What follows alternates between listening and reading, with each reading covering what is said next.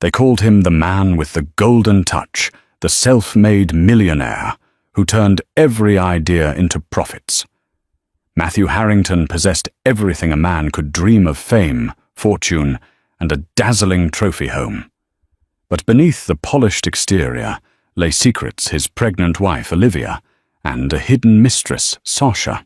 One night, as the champagne popped and confetti rained, Matthew reveled in his success with Sasha at his side, never suspecting the person watching heart-pounding was his betrayed wife. What followed was a vortex of deceit, heartbreak, and scandal. This is the story you won't want to miss: the drama behind a millionaire's perfect facade. Matthew Harrington was born in a modest brownstone in Brooklyn, New York. His father was an insurance salesman who scraped by on commission checks while his mother worked part-time at the local diner. For most of his childhood, Matthew watched his parents struggle to make ends meet, pay the rent, keep food on the table. He would come home from school to find them hunched over the kitchen table, bills scattered around, whispering about how to push off the electric company for a few more days. He was determined to break free from that life. He often stared at Manhattan's gleaming skyscrapers across the river, imagining himself in one of those high rises, wearing a tailored suit, commanding the world of finance.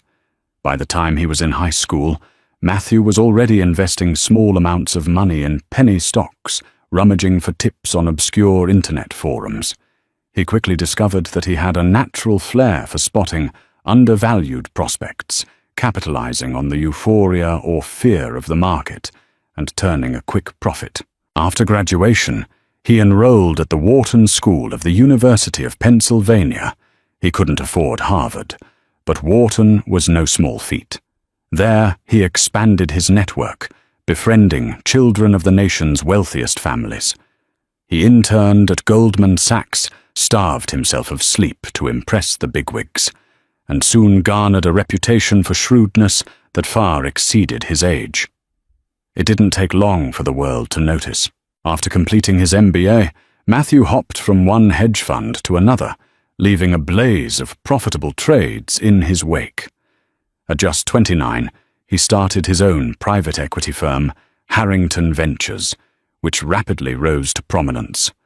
With success came unimaginable wealth. He bought a penthouse in Manhattan's Upper East Side, rubbed elbows with celebrities, and wore designer suits that fit like second skin. But if money was Matthew's first love, pride was his second. He relished in the accolades, living for the headlines that named him a financial prodigy. His drive to climb higher never ceased. It was only after he'd made his first $100 million that he turned to his personal life. At a charity gala in the Hamptons, he met Olivia Greenwood, a vibrant and intelligent marketing executive. She was the daughter of a respected judge, possessed a refined sense of grace, and carried herself with a subtlety that Matthew found refreshing. They courted for 2 years and eventually married in a lavish ceremony at the Plaza Hotel. Gossip columns ate it up. Photos of the newlyweds on the iconic marble staircase were splashed across tabloids and social media feeds.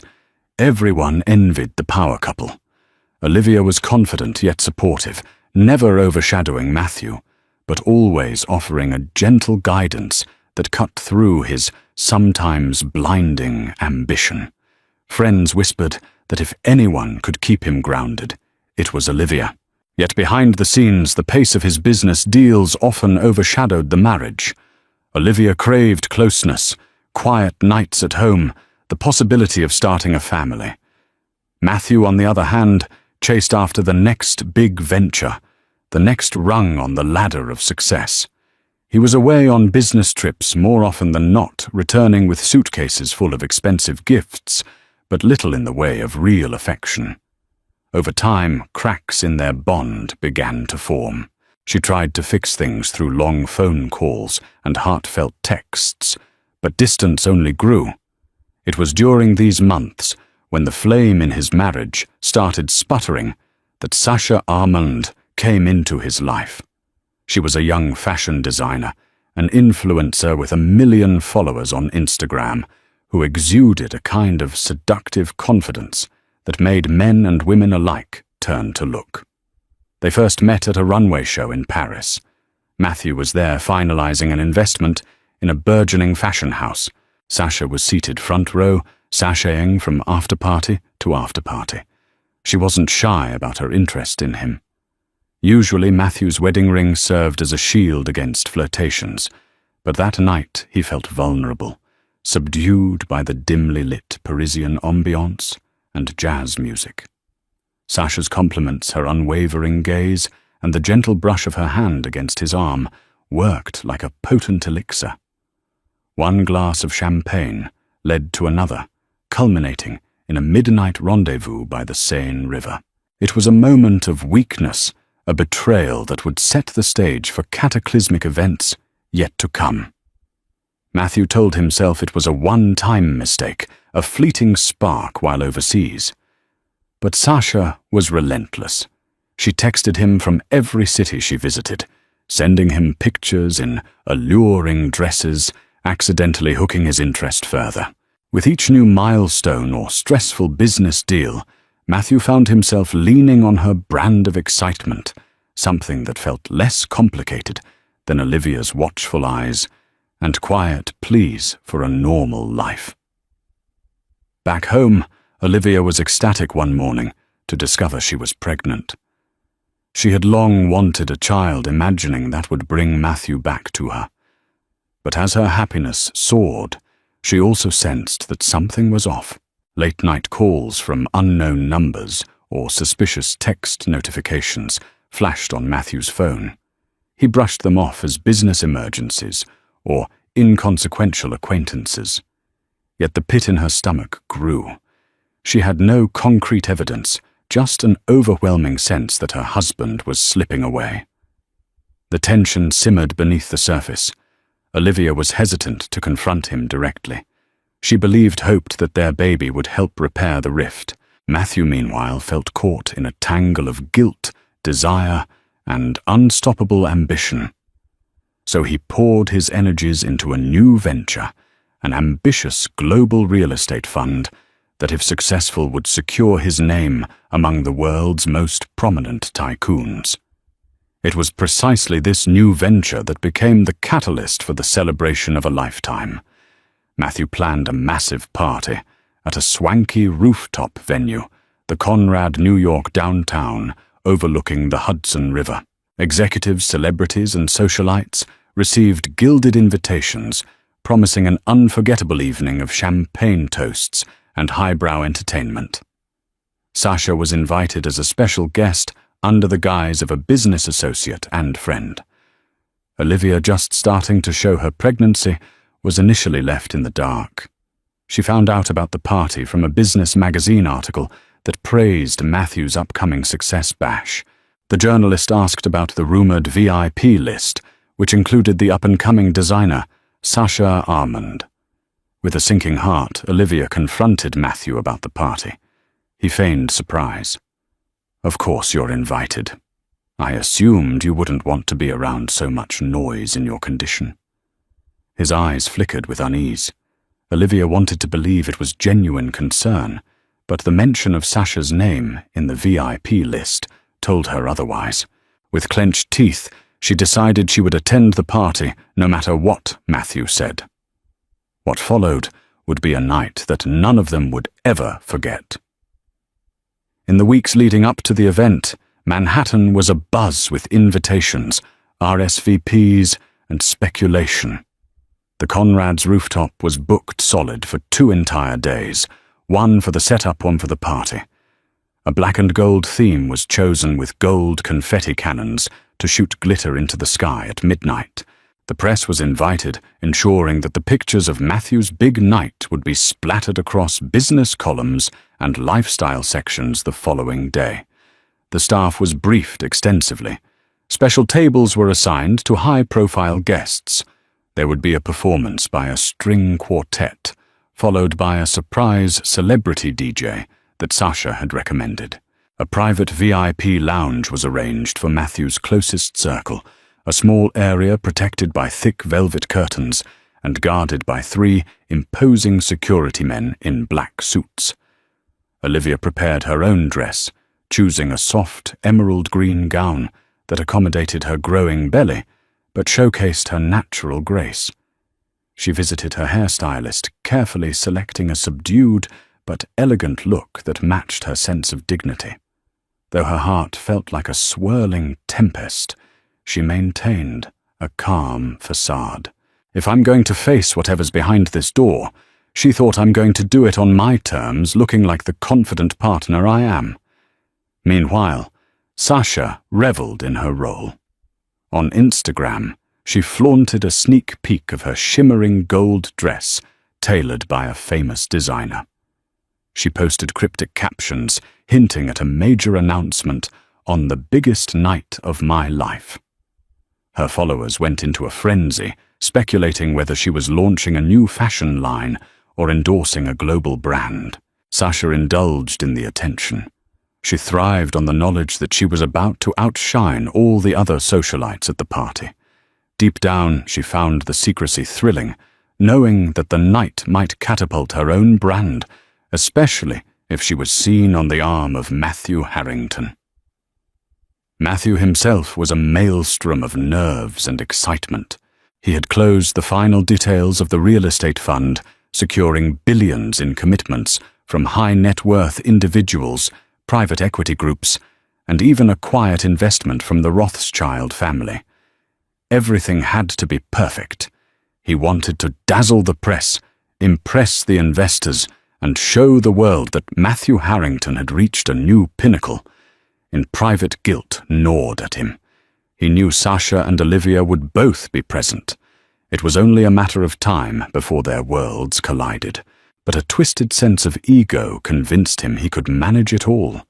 He told himself that he was too smart, too experienced to let things spiral out of control.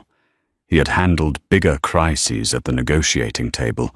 Surely he could juggle the woman who gave him stability and the woman who gave him excitement. Or so he believed. The evening started innocently enough. Dignitaries, celebrities, and Manhattan's elite began trickling into the Conrad's foyer at sunset. Photographers lined the red carpet, calling out names and capturing glitzy arrivals. Olivia arrived earlier than Matthew. She smiled graciously, ignoring prying questions about her baby bump. The swirling cameras and microphone booms made her uneasy, but she maintained composure with a practiced grace. Inside, she found a quiet corner by a bar, sipping on sparkling water, waiting for the main event. An hour later, Matthew made his grand entrance. Escorted by 2 of his closest associates, James Krieger and Nelson Lee, he wore a midnight blue tuxedo and a confident smile. Cheers erupted from the crowd. He shook hands, posed for pictures, answered a few rapid-fire questions about his new fund. People admired the young maestro of high finance, a man who made wealth seem so effortless. Only a keen observer would notice his occasional glances around the room, searching for both Olivia and Sasha. Eventually, he spotted Olivia near the bar. Her emerald gown caught the light, revealing the gentle curve of her pregnancy. For a moment, he felt a pang of something regret, maybe. He approached her carefully, offering a mechanical kiss on the cheek. "Everything all right?" he asked. "I'm fine," she responded, her gaze cool, yet tinged with sadness. "Congratulations on the fund. It's quite an achievement." He forced a smile, uneasy, with the tension simmering between them. She excused herself shortly thereafter, leaving him alone in the bustle of clinking glasses and lively chatter. Sasha arrived fashionably late, exactly as planned. A crescendo of camera flashes greeted her as she stepped out of her limousine. Her golden dress hugged her figure, the slit high enough to raise eyebrows. She paused on the carpet, letting the paparazzi get their fill before sauntering into the lobby. Inside, she made a grand show of embracing Matthew in full view of the guests. People assumed it was a friendly greeting, but anyone watching closely could sense an intimacy that went beyond casual acquaintance. "Congratulations on everything," Sasha purred, pressing close. She smelled of expensive perfume notes of vanilla and amber. "Thank you for coming," Matthew replied, his voice low, conscious of the stares around them. "We need to talk." She whispered her hand, lingering on his shoulder a moment too long. In private, he nodded later. Olivia watched this exchange from a distance, her heart pounding like a drum in her chest. She recognized the intensity of that touch, the hidden current behind their eyes. Any lingering doubt she might have harbored vanished. The truth stood before her, undeniable and excruciating. As the party reached its zenith with champagne flowing and the live band playing show tunes, Olivia slipped into the background.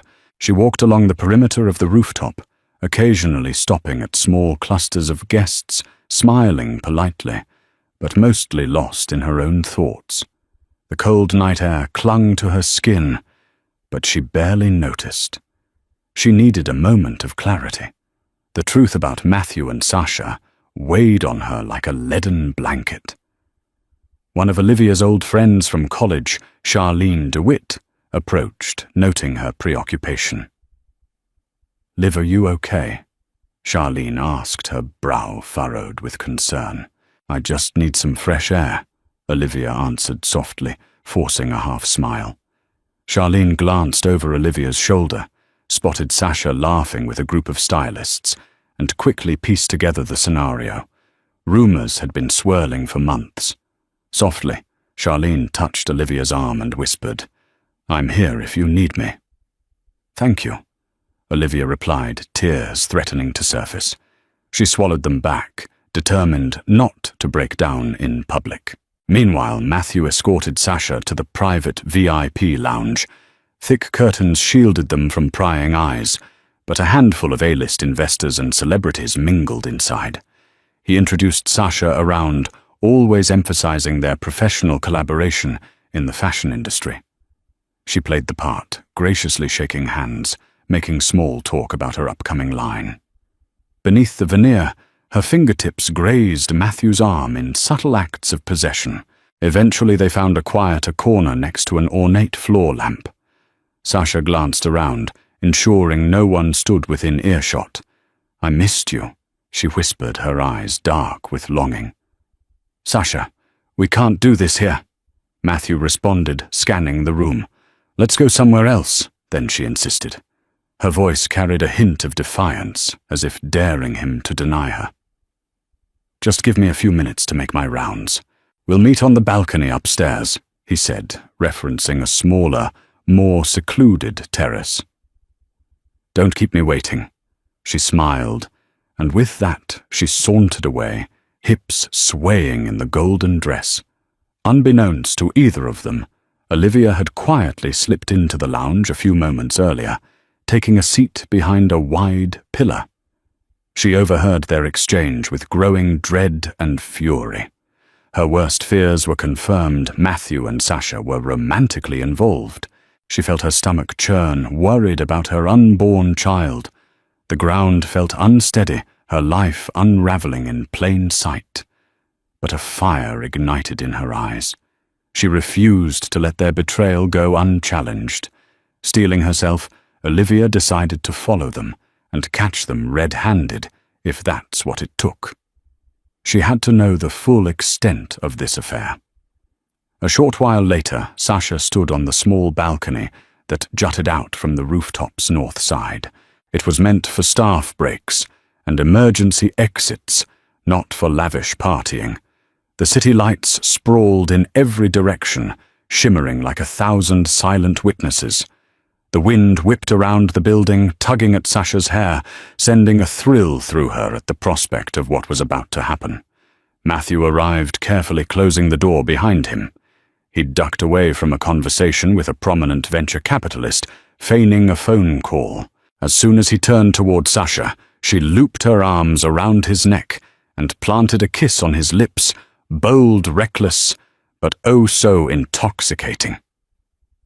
"Sasha, please," he warned, though. He barely pulled away. She sighed.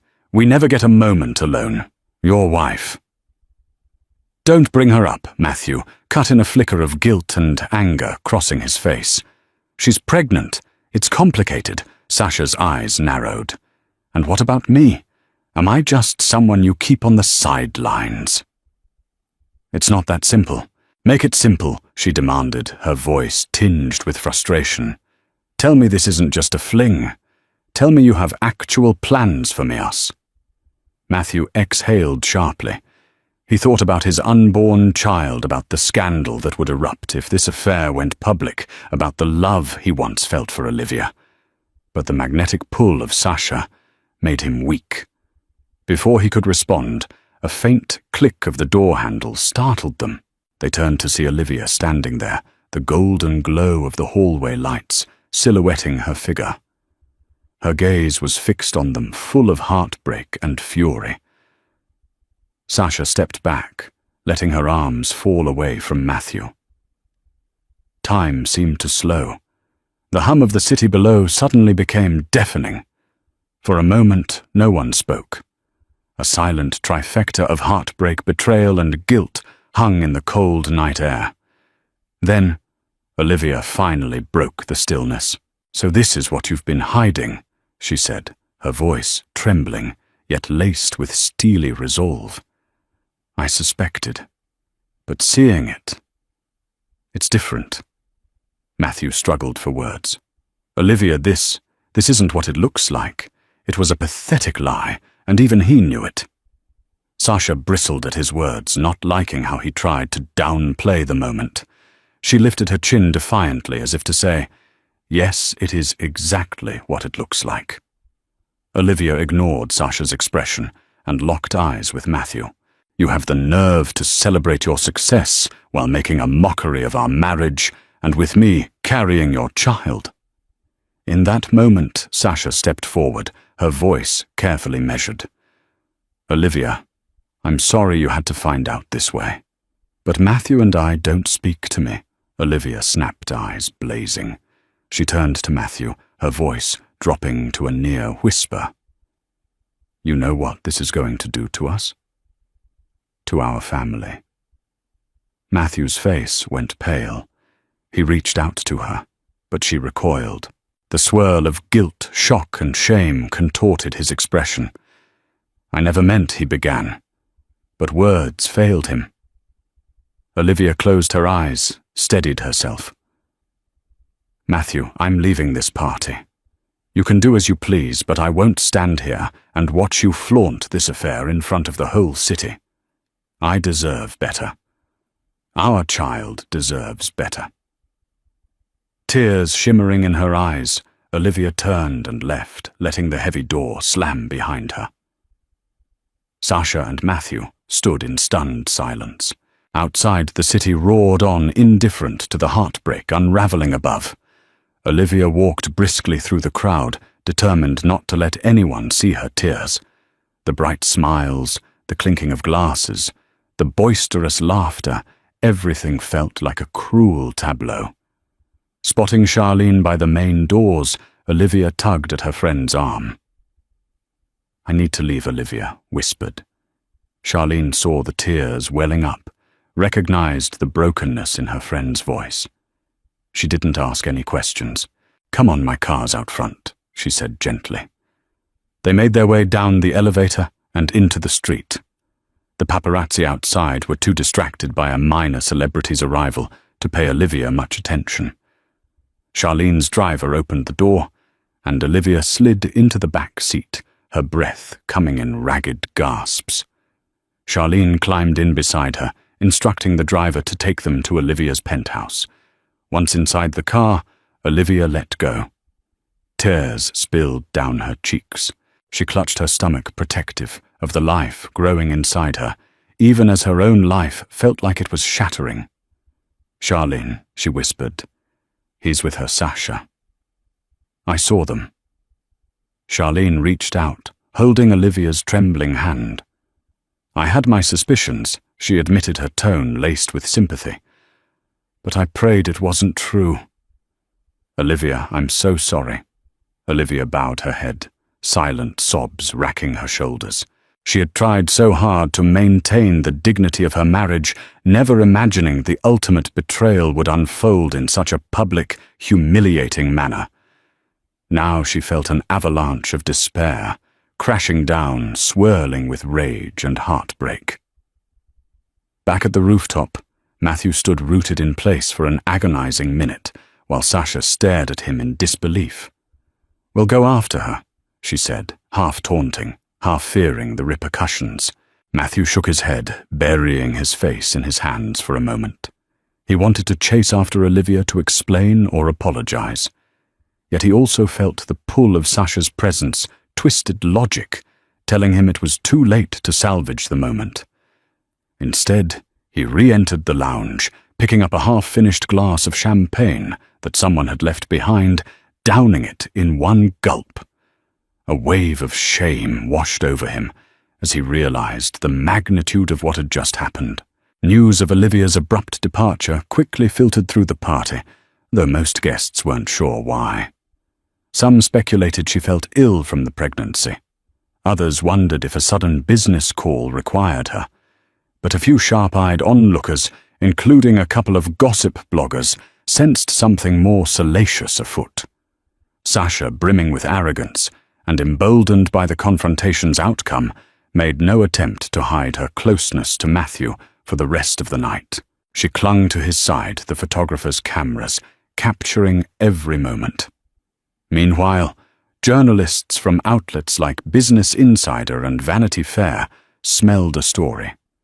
Even if they didn't know the specifics, they saw enough to suspect drama. The tension, the hush among certain circles, the distressed look on Matthew's face.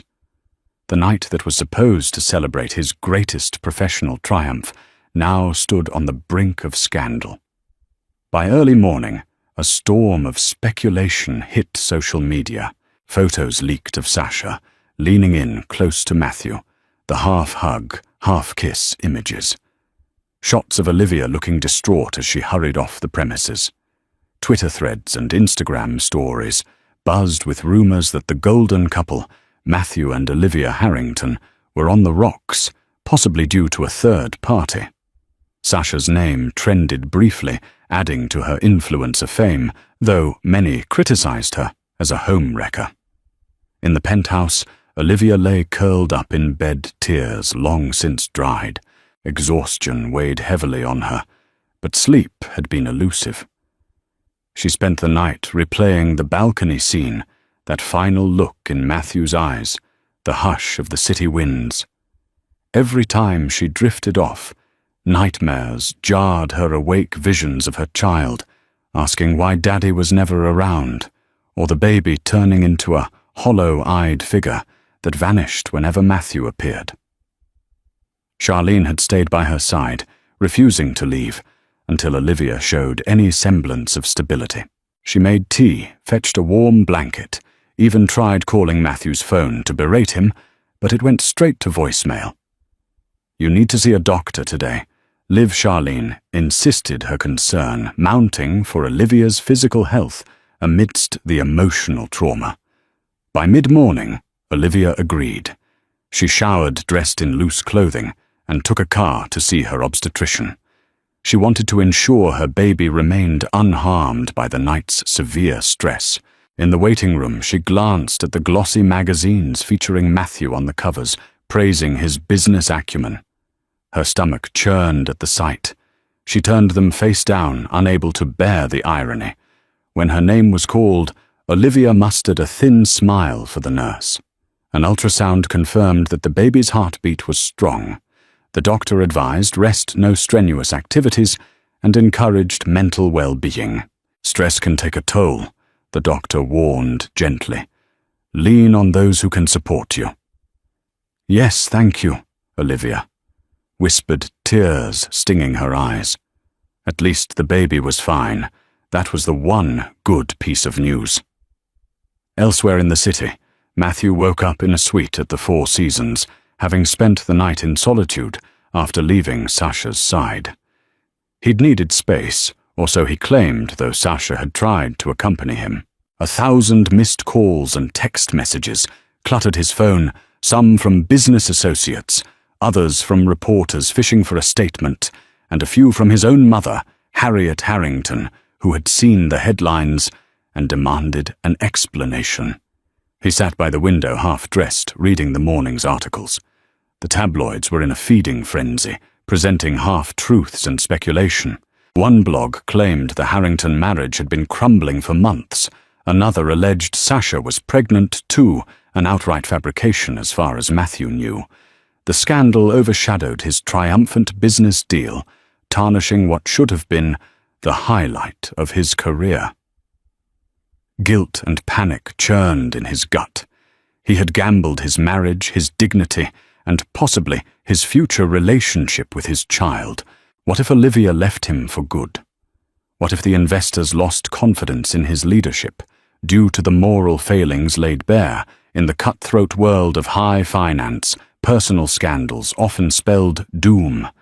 Against this backdrop of chaos, Sasha called. He debated ignoring her, but he knew she'd be relentless. "Matthew, are you okay?" she asked, her voice laced with concern and a hint of exasperation. "No, I'm not," he responded bluntly, pinching the bridge of his nose. "Everything is spiraling," she sighed. "Look, we'll weather this. The media loves drama, but in a week they'll move on to something else." "What about Olivia?" Sasha hesitated. "Well, you'll handle that part, however you see fit. But you and I, we have something special. I'm not letting go." Matthew grimaced. He wanted to argue, but the truth was he couldn't even define what he had with Sasha. He was a coward, floating between two worlds, unable to choose. "I need time," he finally said. "I need to talk to my wife." Later that day, Matthew mustered the courage to return to his penthouse, half expecting Olivia to have changed the locks. He stopped briefly in the lobby, ignoring the curious stares from residents and staff who had likely seen the news. Upon reaching his private floor, he used his key to enter. The place was eerily quiet. He found Olivia in the sunlit living room, perched on a sofa, a single suitcase by her side. Her face was pale, but resolute. "Are you leaving?" he asked, his voice hollow. "I don't know," she replied, arms folded protectively over her midsection. "I packed this in case I decided I couldn't stay here tonight." Charlene offered me a room. Matthew walked over and sank into an armchair across from her. He tried to form words of apology, but nothing felt sufficient.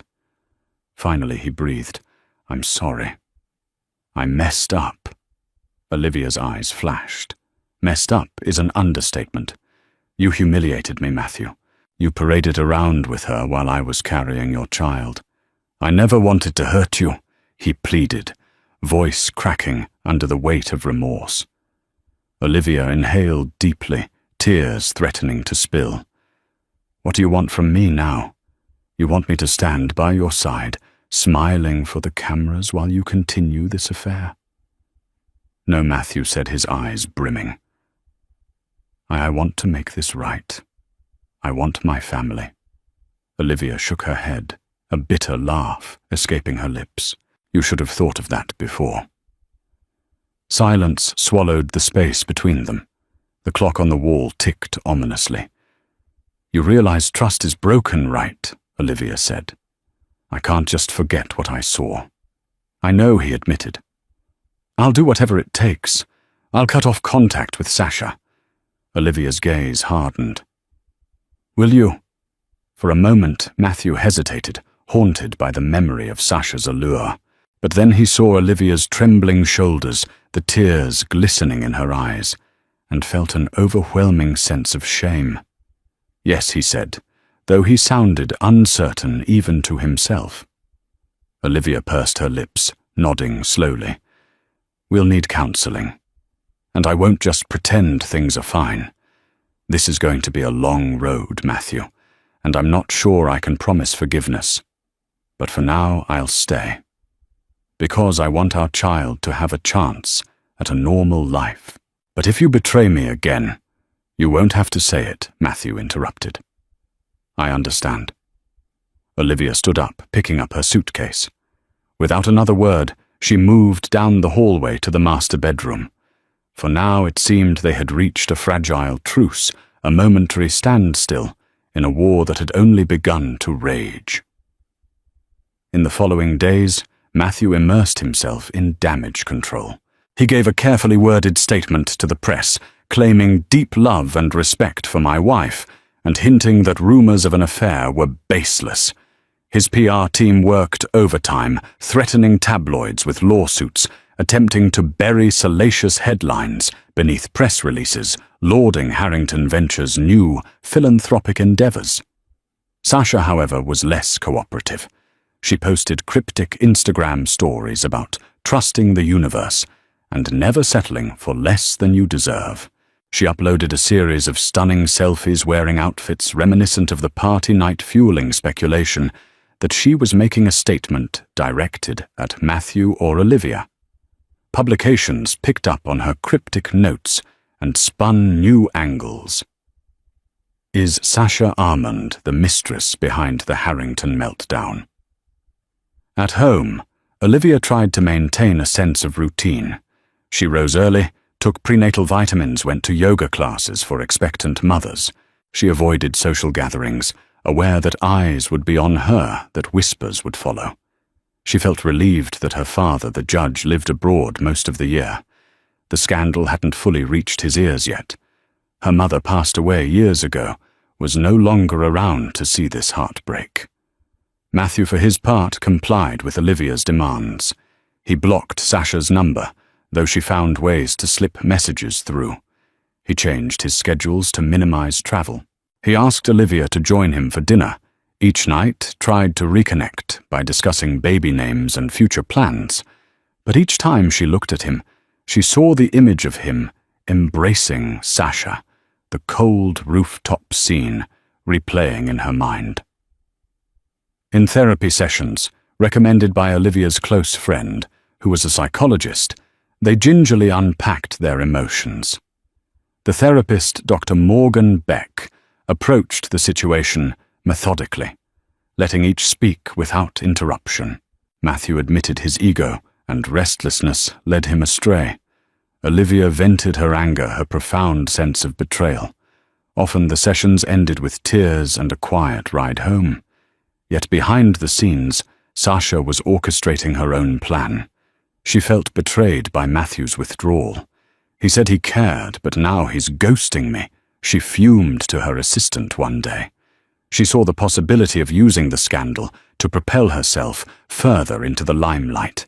If Matthew wouldn't choose her, she would make sure the world knew she was the one who had the power to shake him. One morning, when the tabloids seemed to be moving on to new prey, some Hollywood divorce, perhaps Sasha struck. She granted an exclusive interview to a well-known gossip magazine, Celebrity Confidential. The article's teaser read like a landmine: I was in love with a billionaire. He used me then, tossed me aside like I was nothing. When the piece went live, it exploded across social media. Sasha detailed how she and Matthew allegedly carried on a months-long romance, how he showered her with gifts, promised her trips, made vows about a future together. She stopped short of giving explicit details, but the insinuations were strong. She even mentioned that Olivia was pregnant, framing it as an unfortunate complication that Matthew refused to address. Public sympathy swung wildly, with some condemning Sasha for pursuing a married man, while others bashed Matthew for his brazen infidelity. Investors called Matthew in a panic, worried that the negative press might tarnish the brand. Even his board members demanded an emergency meeting to address the potential fallout. At home, the news landed like a sledgehammer.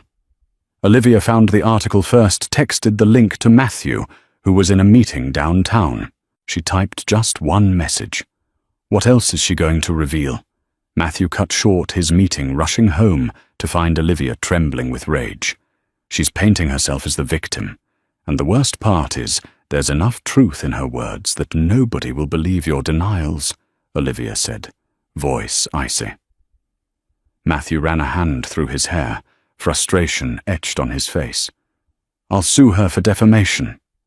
She didn't mention anything that can't be corroborated, Olivia shot back. Any lawsuit you file might just give her more attention. For a brief moment, Olivia almost felt sorry for him. He looked haggard, as though he hadn't slept in days. But the memory of his betrayal was still too raw. Instead, she turned away, holding her stomach. The baby kicked as if sensing the tension. The fallout continued the next day. Reporters camped outside Harrington Ventures. Photographers lurked near the penthouse. Olivia had to slip out through a service entrance just to attend her next doctor's appointment without harassment. In therapy, she admitted to Dr. Beck that she doubted the possibility of repairing her marriage amid the circus. I can't imagine bringing a child into this storm, she said, tears falling. While the scandal brewed, Matthew's real estate fund faced mounting turbulence. Several major investors grew skittish, worried that his personal issues signaled a lack of discipline or stability. James Krieger, his longtime friend and colleague, tried to hold the line, assuring them that Harrington Ventures remained strong, but confidence was wavering. During a tense board meeting, one of the senior directors, a veteran named Adrian Lockwood, confronted Matthew. We respect your brilliance as an investor, Adrian began, adjusting his glasses, but personal conduct matters. We can't afford to have a meltdown that tarnishes the entire brand. Matthew clenched his jaw. I understand, Adrian. I'm working to resolve the situation. The best step forward is to show a united front with my wife and to silence any further interviews from Sasha. Can you guarantee that? Asked one of the other board members skeptically. I'll do everything in my power, Matthew declared. In the corridor afterward, James caught up with Matthew. What's your next move? Sasha won't just shut up because you asked nicely. Matthew exhaled. I might have to pay her off. A settlement or something to keep her quiet. James raised an eyebrow. That's risky. If it leaks, it could look like hush money. Matthew shrugged, desperation etched across his features. I'm out of options. My marriage is on the brink, and the firm is suffering. If a payout can end this nightmare, so be it. Through an intermediary, Matthew arranged a discreet meeting with Sasha at a private room in the Carlisle Hotel. Ironically, it was the same chain where he had once met her for secret rendezvous. Now the same setting felt grim and suffocating. Sasha arrived swathed in a black trench coat, oversized sunglasses perched on her head. The moment she spotted Matthew, a smirk curved her lips. Back to see me, are you? She teased, tone dripping with sarcasm. Matthew gestured for her to sit. Thank you for coming. I want to propose something that benefits both of us. She laughed, crossing her legs. Oh, now it's about mutual benefit. He slid a sealed envelope across the table. There's a check in there. A significant amount. In exchange, you'll sign this confidentiality agreement. No more interviews, no more posts insinuating details about our relationship. She picked up the envelope, weighing it in her hands. A flicker of greed shone in her eyes. Then she looked up. How much do you think my silence is worth? Open it. You'll see. Sasha tore open the envelope, examined the number eyes, widening momentarily. Then her gaze flicked to Matthew, calculating. It's generous, she admitted. But is it enough? Matthew stiffened, anger surfacing. I'm not here to negotiate with you. That's the offer. Take it or leave it. Sasha placed the check down, drumming her fingers on the table. You once made me feel I was priceless, Matthew. And now you want to put a price on me? On my silence. He forced a calm he didn't feel. We both know we can't continue like this. You're damaging my marriage, my business. She narrowed her eyes. What about my heart, Matthew? He inhaled briefly, closing his eyes. "I'm sorry if I led you on, but I'm trying to save my family." For a moment, she looked genuinely wounded. Then her features hardened. She picked up a pen from her purse. "Fine, I'll sign. But don't expect me to vanish into thin air.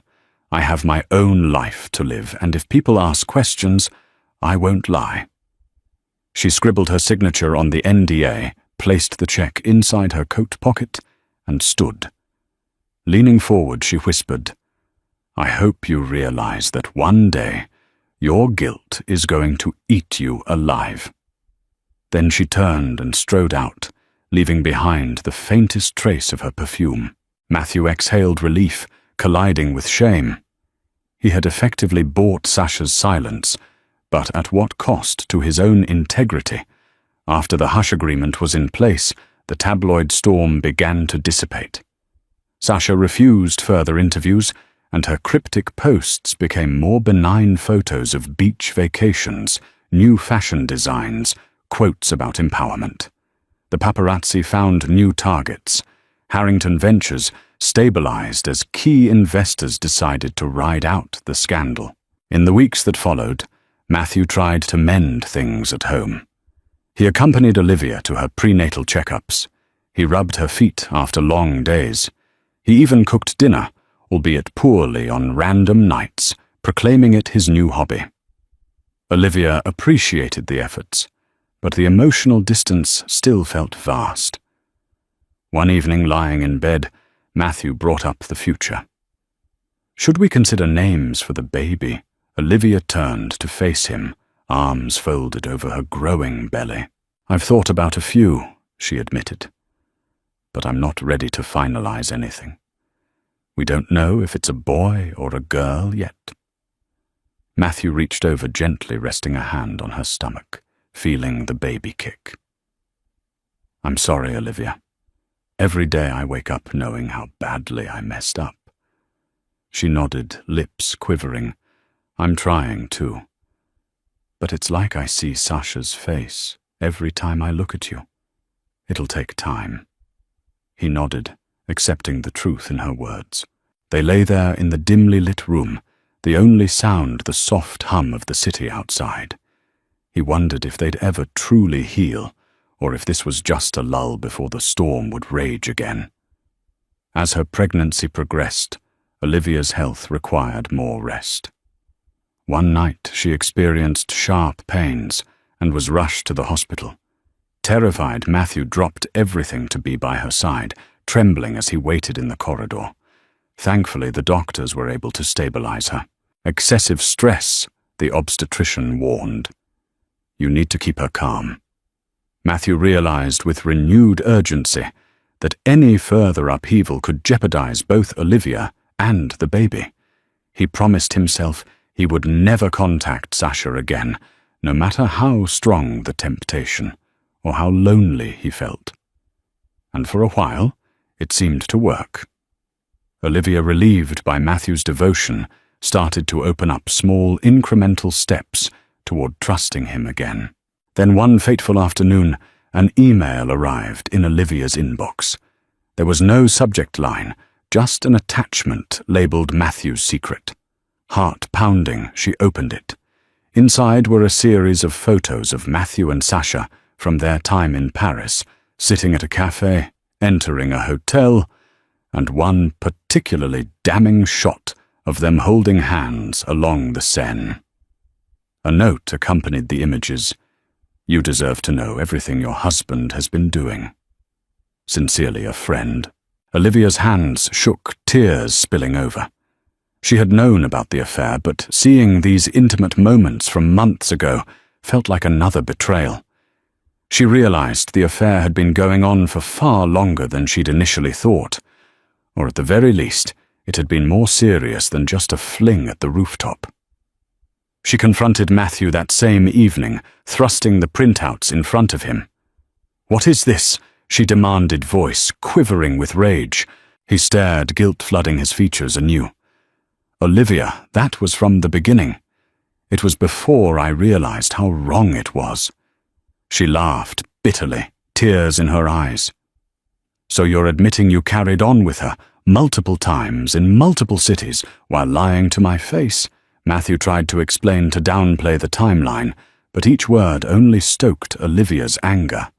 She shouted, "I can't do this anymore, Matthew. Maybe we made a mistake thinking we could fix this." That night, Olivia locked herself in the guest room. She ignored his pleas, refused to open the door. He could hear her crying, the muffled sobs breaking what was left of his heart. Guilt and self-loathing consumed him. The next morning, she was gone. A note on the kitchen table read, "I'm at Charlene's. Don't follow me."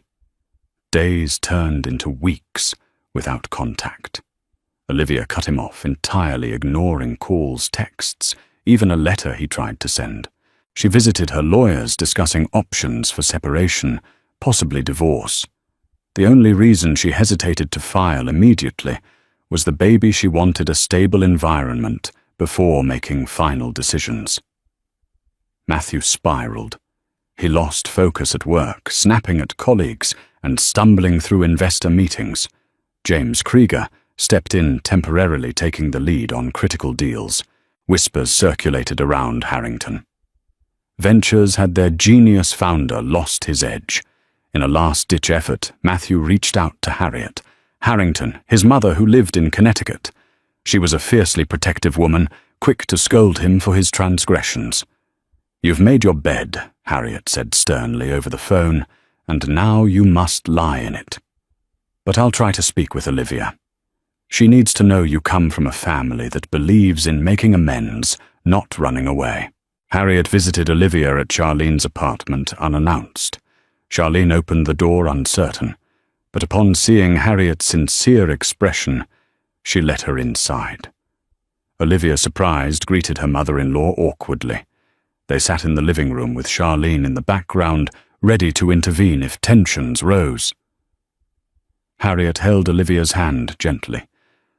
"I'm sorry for what my son has done. It's inexcusable." Olivia's eyes watered. She nodded, letting Harriet continue. "You have every right to leave him," Harriet said, not mincing words. "But I know from my own experience, marriage is complicated. I once wanted to leave Matthew's father when he hurt me. But ultimately we worked things out. That was my choice. Only you can decide what's right for you." Olivia listened, caught off guard by Harriet's genuine empathy. Harriet continued, "If you do decide to give him another chance, know that I'll be here to support you. And if you decide to leave, I'll still be there. But please let Matthew be part of the child's life." Olivia broke down, sobbing into Harriet's shoulder, releasing weeks of pent-up anguish. Harriet comforted her, rubbing her back. "He's a fool, my dear.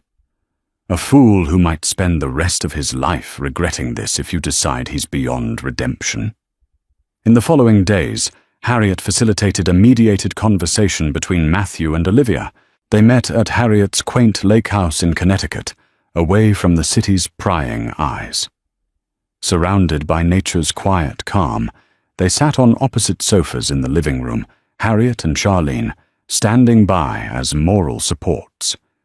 Matthew confessed again, detailing his affair timeline, owning his lies, promising that he was done with Sasha. Olivia asked him point-blank if he still had feelings for Sasha. He hesitated, but then said, "What I had with her was excitement, a thrill, but it was hollow compared to what we have." Olivia stared at him, tears gathering at the corners of her eyes. "And if you felt that excitement again, you wouldn't go looking for it." Somewhere else, Matthew met her gaze. "I'll never put you and our child through this again." I know those words sound empty right now, but I mean it with every part of me. Finally, Olivia took a shaky breath. "We can't just snap back to normal. But for the baby's sake, and for the love I still have for you, I'll give us one more chance." Matthew exhaled a breath he didn't realize he'd been holding. He moved to her side, slowly reaching for her hand. She let him hold it, albeit tentatively. They had a long road of healing ahead, but this was a start. Over the next few months, as Olivia entered her 3rd trimester, they carefully worked on their marriage. Matthew ceased all contact with Sasha, blocked her on every platform. He publicly reaffirmed his commitment to Olivia, posting a heartfelt Instagram message about family and second chances. They sold the penthouse, a symbolic act of moving away from the site of betrayal, and bought a townhouse closer to Harriet's place in Connecticut. The fresh environment helped them chart a new course, free from the ghosts of old memories. Harrington Ventures stabilized. The real estate fund continued to expand, though Matthew delegated more responsibilities to James, prioritizing time with Olivia. He attended counseling sessions regularly, even alone, acknowledging that he had to confront his own demons of insecurity and ego. Olivia, meanwhile, focused on preparing for the baby's arrival. She decorated a nursery in soft shades of yellow and grey, refusing to learn the baby's sex beforehand.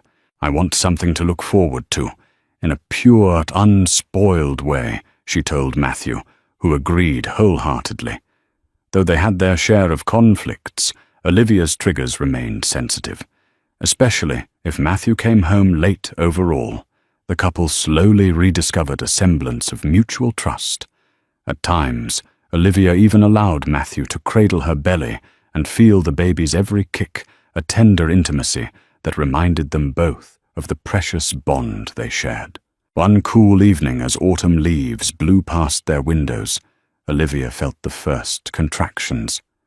Matthew drove her to the hospital, hands trembling on the steering wheel, heart pounding with nervous anticipation. After hours of labor, filled with moments of pain, tears and hope, their baby girl came into the world. Matthew stood beside Olivia, tears streaming down his face as the newborn's cries filled the room. The doctor placed the tiny infant in Olivia's arms. She looked up at Matthew, their gazes locked in a mix of awe, relief, and love. "She's perfect, Olivia," whispered, brushing her lips across the baby's forehead. In that instant, all the turmoil, the betrayal, the heartbreak took a back seat to the miracle of life they had created. Matthew gently touched his daughter's hand, her tiny fingers curling around his. "We did it," he murmured, voice choked with emotion. Later they named her Aurora Grace Harrington, symbolizing a new dawn, a fresh start. As they cradled her in the hospital bed, the tension that had once threatened to tear them apart seemed a distant nightmare. They weren't naive. They knew plenty of challenges lay ahead. But for now they were a family, united by the innocent life in their arms. 6 months after Aurora's birth, life had settled into a new rhythm. The tabloids had long since moved on to different scandals. Sasha Armand vanished from the Harringtons' day-to-day reality, rumored to be dating a European art dealer. Harrington Ventures soared to record profits. Matthew spent more time at home, delighting in each milestone, Aurora's first laugh, the way she gripped his finger, her gradual attempts at rolling over.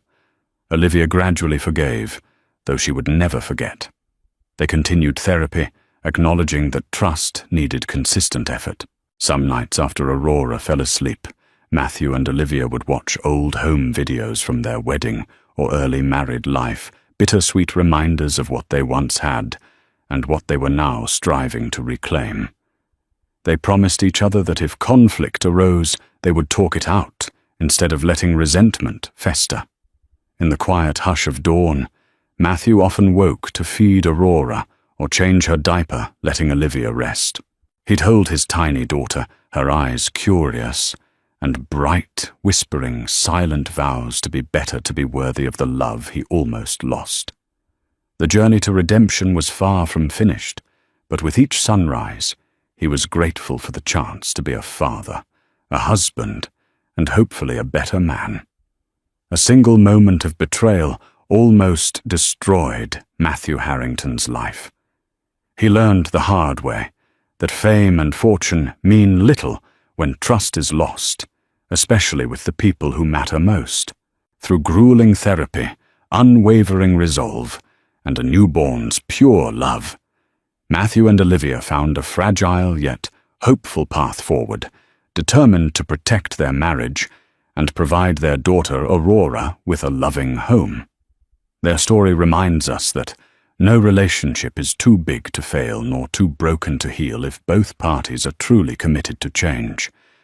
But as Matthew discovered, the real test of redemption lies in daily actions, not grand gestures. Millionaire took his mistress on a baby moon meant for his pregnant wife. The wife took his empire.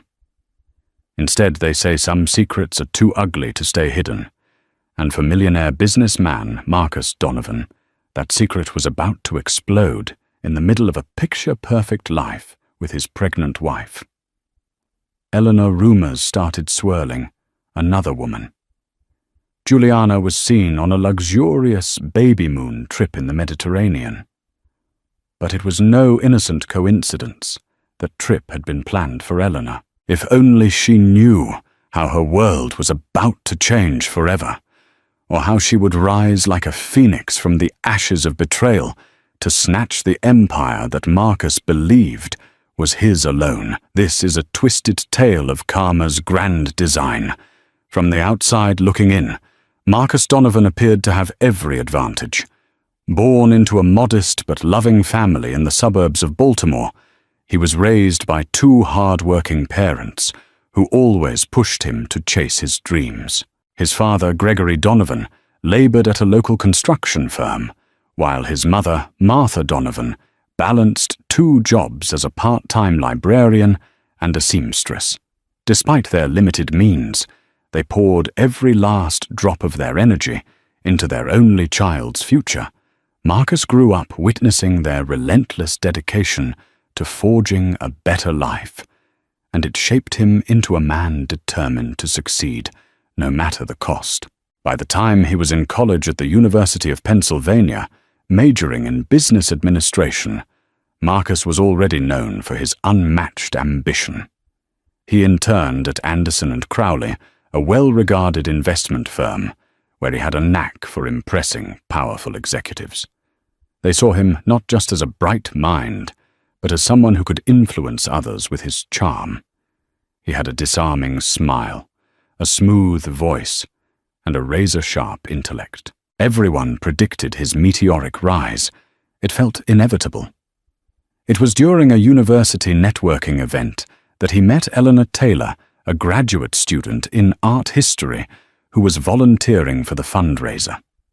What started as a brief conversation about Renaissance art blossomed into an unanticipated bond.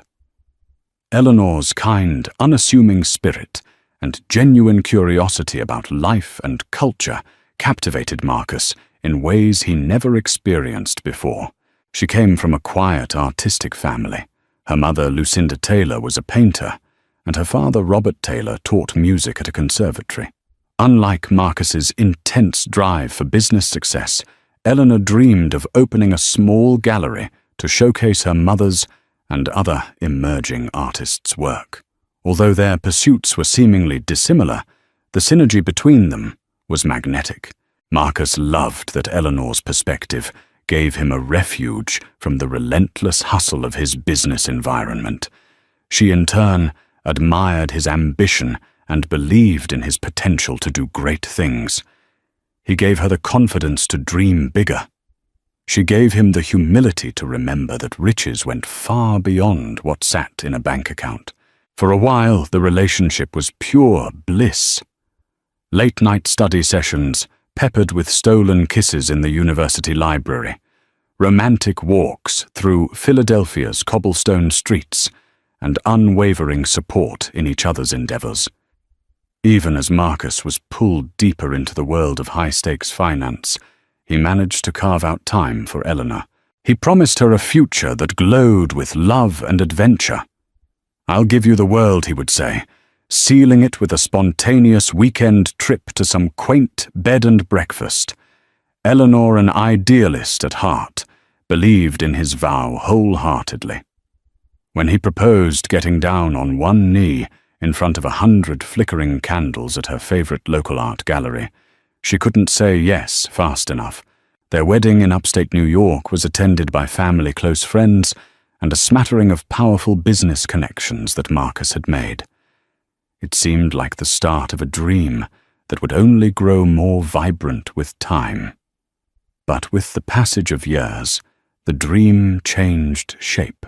As Marcus soared in his career, starting Donovan Capital Ventures and establishing connections with Silicon Valley elites, Wall Street executives, and international investors, the simple joys of everyday life slipped out of his reach. He and Eleanor were still deeply in love, but their time together dwindled. Business dinners, conferences, and networking events took precedence. Eleanor struggled with the sense that she was losing the man she had pledged her life to, though she tried her best to stay supportive. She started hosting art events to keep herself busy and to offer a platform for her mother's work. Yet she always tried to leave the front porch light on, hoping Marcus would come home early and remind her they were still the same people who once found refuge in each other's arms. Behind the polished veneer of success, cracks were forming, cracks that wouldn't show themselves until life took a dramatic, life-altering turn. A year into their new life of glittering galas and high roller gatherings, Eleanor discovered she was pregnant. She told Marcus one morning as he was rushing to finalize a major overseas deal. He was halfway out the door, coffee in one hand and a phone pressed to his ear, when she pulled him aside, eyes brimming with an anxious excitement. "Marcus," she said softly, "I'm pregnant." The moment froze.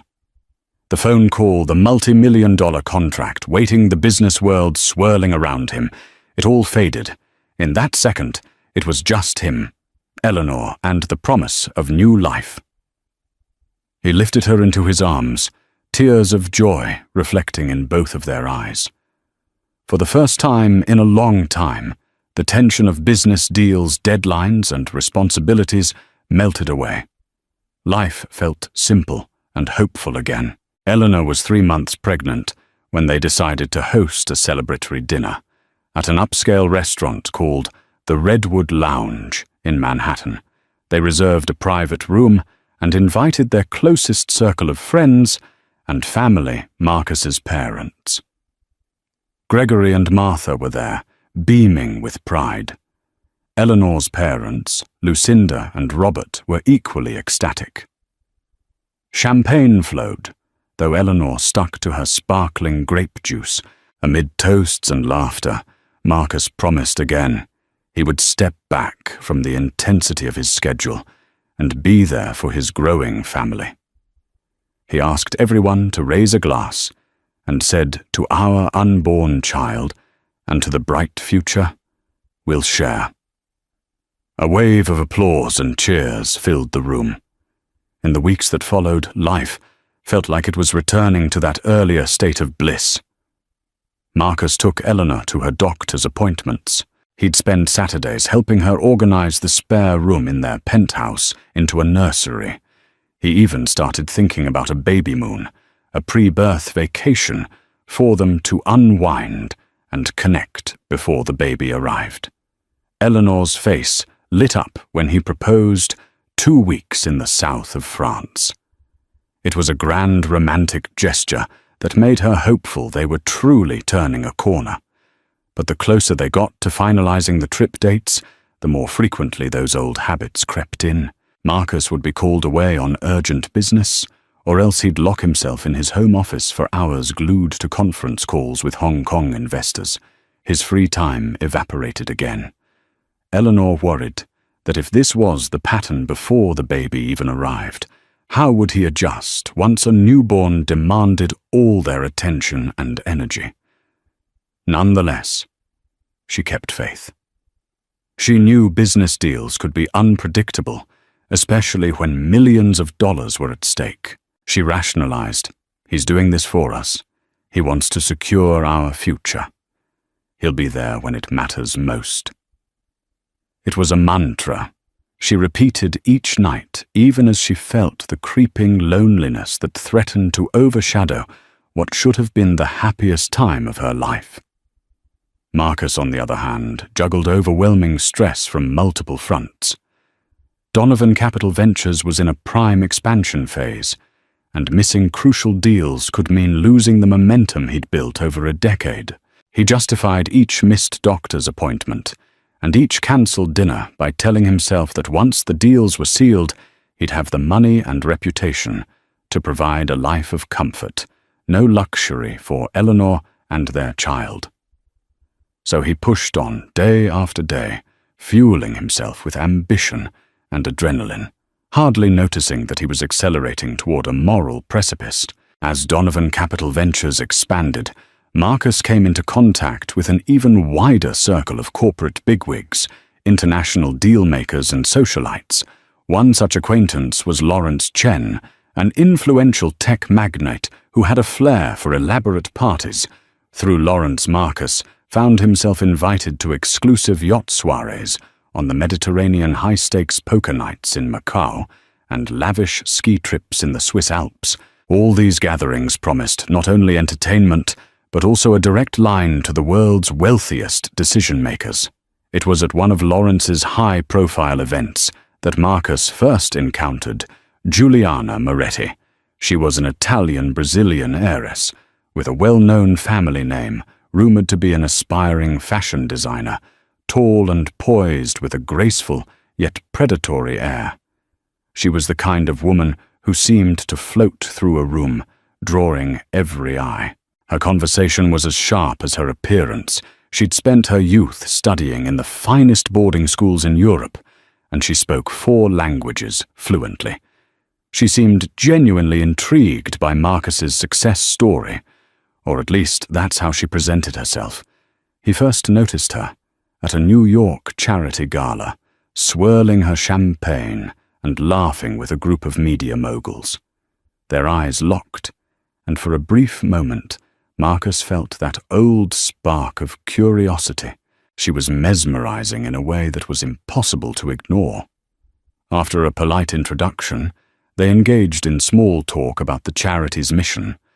Within minutes, they pivoted to more personal topics: her upcoming fashion line, his global expansion strategies, her travels across Asia.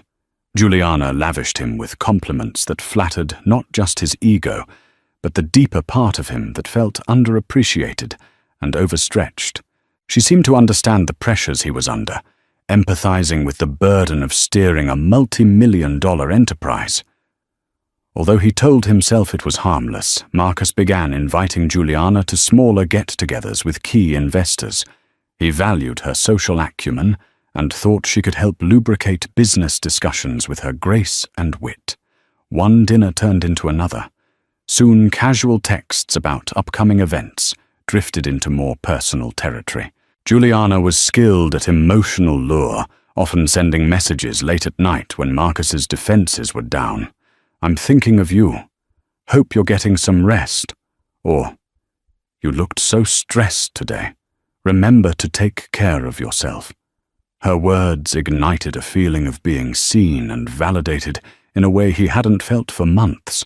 The lines blurred so subtly that Marcus wasn't sure when their professional rapport shifted into a personal affair.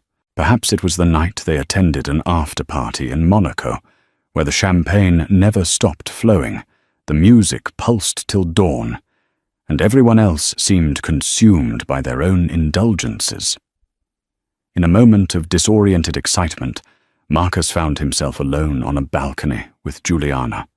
The moon glistened on the sea below, and her perfume swirled around him like an intoxicating promise.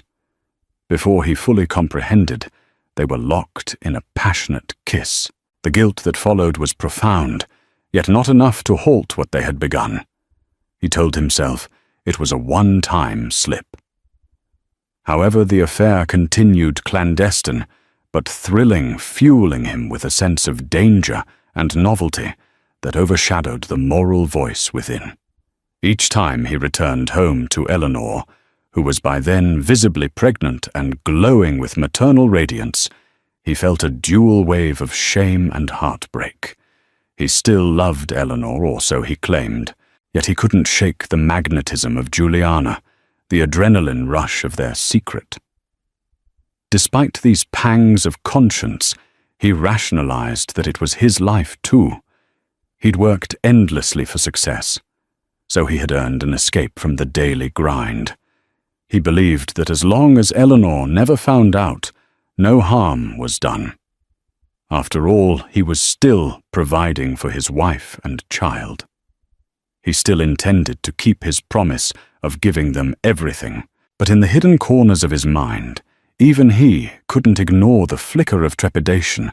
Some part of him knew that if Eleanor discovered his betrayal, it would unravel everything.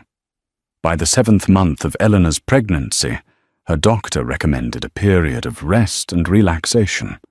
High blood pressure and stress were common in first-time mothers, and a calm environment could make all the difference. Eleanor, remembering Marcus's initial grand suggestion of a trip to the south of France, brought up the possibility again. Her voice carried a quiet plea. "You said we would go together, just you and me, before the baby arrives." He nodded absently, scanning through his phone's endless alerts. She cradled her expanding belly, waiting for him to look at her with warmth, waiting for the man she once knew to surface. Finally, he pressed his phone's screen off, right, of course. A baby moon. He smiled, but it felt forced. "Let me get my schedule in order, and we'll plan something special." Eleanor's face lit with hope. She felt a gush of relief that perhaps the old Marcus was still there under the layers of suits, spreadsheets, and urgent phone calls. She suggested a quaint coastal town in the south of France, perhaps Cassis or Antibes, somewhere quieter than the usual tourist hotspots. He agreed, half listening, half distracted by the beeping of another incoming message. Within days, however, business crises flared up like wildfires. An investor in Hong Kong threatened to pull out of a major deal. A West Coast tech company's stock was plummeting, which threatened Donovan Capital's stake. Conference calls spanned time zones. Meetings doubled, then tripled. Every day, Marcus found a new reason to postpone the trip. "Just one more week," he kept promising. "We'll head out as soon as I sort this out." Eleanor tried to remain patient. She decorated the nursery carefully, choosing pastel shades of green and yellow. She arranged for a local carpenter to craft a handmade crib. She even started prenatal yoga to maintain her health and manage her stress. Still, the longing to spend meaningful time with Marcus grew stronger, and the heartbreak of repeated postponements deepened. In the midst of that turmoil, a cunning idea crept into Juliana's mind. She knew all about the baby moon plan. Marcus had once carelessly mentioned it, not realizing how it might ignite her envy. Juliana wanted Marcus to herself, unencumbered by marital obligations or the looming presence of a child. She manipulated him, planting seeds of discontent and urging him to take her somewhere far from the prying eyes of the media and corporate watchers. For once, she wanted to see if Marcus would pick her convenience over his wife's rightful place. Marcus, exhausted and lured by the promise of unrestrained pleasure, found himself agreeing. In a moment of self-delusion, he convinced himself that a quick getaway with Juliana was a better move. He could merge leisure with networking, claiming that she had connections to an international fashion mogul who could become a valuable investor. In the twisted logic of a man who had already begun to tangle his moral compass, it seemed justifiable. So he booked the flights. 4 days in the south of France. Luxury suite at an exclusive resort in Cannes, complete with private beach access and a dedicated concierge. He told Eleanor he had to leave unexpectedly for a business emergency in Europe. She was nearly 8 months pregnant, but the heartbreak in her eyes didn't stop him. He packed his suitcase hurriedly one afternoon, gave her a tepid kiss on the cheek, and said he'd call every day.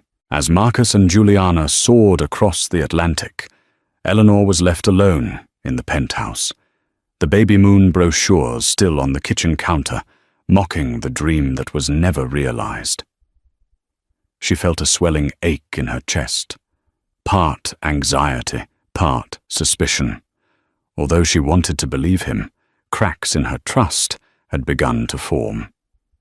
She sensed that something was off, but she couldn't yet piece it together. In Cannes, Marcus and Juliana basked in the sun, sipping on exotic cocktails under striped beach umbrellas.